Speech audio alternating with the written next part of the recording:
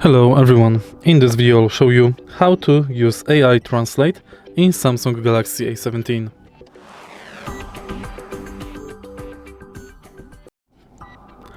Since the Samsung Galaxy A17 is not equipped with typical AI tools like on Galaxy S series, we can only use Google Translator or Gemini. In order to do it, let's go to Gemini, and now you can attach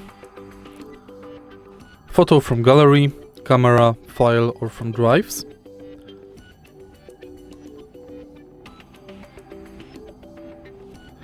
Like this, for example.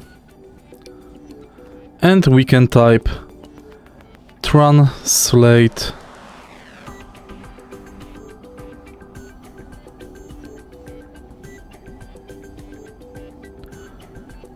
to Spanish, for example.